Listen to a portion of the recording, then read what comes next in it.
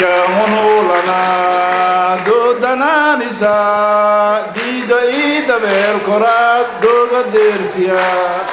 waxa kulan maanta ka dhacay magaalada Manchester oo ay soo qaban qaabiyeen dadweynaha ee ku nool magaalada Manchester kulankaas oo lagu taageerayay shirka ka socda magaalada Baydhabo dadkuna ay isugu yeerayeen in shacabweynaha ku nool saddexda gobol ee koonfurta Soomaaliya inay isku duumaan ayna sameystaan maamul qura digil imrida dhulkiis waa la yaqaan Orodada dana yaqaan Itaaliya hadii tagteen meel walba meesha Ingiriiska hadii tagteen oo fiirisan meesha taariikhi سوايا لدقل إمر لكن أنا وحن له دت كاسة ودكينا إمارة يلا باهوين وقبي إلا هلو دولة رسمية وأنكم الجارة هين داعنا oo daawaysa boogihii iyo dhibaatadii la soo maray ayaa waxa aad loogu farxay markii la magacaabay dawladda federaalka ah ee uu hogaamiyo madaxweyne mudane xasan sheekh maxamuud durbadiiba shacabka nabad jaceelka ah ee koonfur galbeed Soomaaliya waxay bilaabeen in ay soo dhaweeyaan taageeraan iyagoo ku faraxsan kuna hanweyna in cadaaladii muddada dheer ka maqnayd ay soo laaban doonto waxaan halkan baaq uga diraynaa dhammaan ummadda Soomaaliyeed gaar ahaan dawladda federaalka ah oo uu hogaamiyo mudane madaxweyne xasan sheekh maxamuud waxaan ka soo horjeednaa shirka ka socda gobolka Jubbada Hoose ee Kismaayo kaas oo ujeedadiisu tahay in lagu kala qaybiyo lixda gobol ee koonfur galbeed waxaan u hambaliyaynaynaa dawladda federaalka Soomaaliya go'aankii ay ka qaadatay Kismaayo waxaan si buuxda u taageeraynaa shirka ka socda gobolka Baay magaalada Baydhabo oo lagu gogol xaarayo maamul sameynta lixdan gobol ee koonfur galbeed Soomaaliya waxaan ka codsanaynaa xildhibaanadeena digil mirifle sharafta leh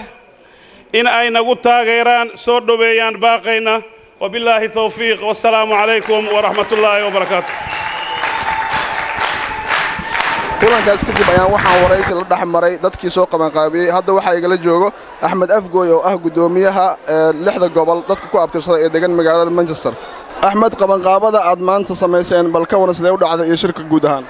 والله قبن قابضة مدبّدا أيالجسو شقيني أو دور أسبوع يكور مركا الحمد لله إلهي ونوفذ ذي محاد كيف هذه السنة صار ما أنت فرصة عدو شيء اللي ديوجا كواب تصدق لحظة قبل عاد شكته waxaan uga faa'iideysanayaa horta midda hore waa salaamaya guud ahaan meel kasta oo ay duunidu ay kaga nool yihiin shanta qaaradood gaar ahaan dadka dhibaatada ku dhacday ee gudaha Soomaaliya ku jira waxaan leeyahay ilaahay dhibkiina culeyskiina ilaahay idinka qaado waxaan rajaynayaa inay ku noqdaan meelay ka soo qaxeen dadka dhibta ku haya dadkana inay ka daayaan dhibtii waa badatay 20 sano iyo dhowr 20 sano iyo ka badan ayaa dhibta lagu jiray marka waxay ila tahay in uu yahay xilligii ugu haboonaa ee dhibta looga bixi lahaa oo dad walba oo aayihiisa ka tashan lahaa oona ahmiyadda siiyo inay ku kalsoonaadaan dhulkoodii iyo deegaankoodii nin walba oo Soomaali ka mid ah waad maasantahay Axmed daawanayso marka ugu horeyso waxaan aad ugu mahad celinayaa sidoo adoo kale oo maanta maaragtay volunteerly aad u taagantiin har iyo habeen in aad gudbisiin message-ka oo shacabka tabanayo in xaq laga galay horta Somali National TV aad ayaan ugu mahad celinayaa okay maxaad jeceshahay oo hadda aad rabtaa inaad u sheegto dawladda iyo dadka ku nool koonfurta Soomaaliya dawladda federaalka ayaan waxaan ka codsanayaa runtii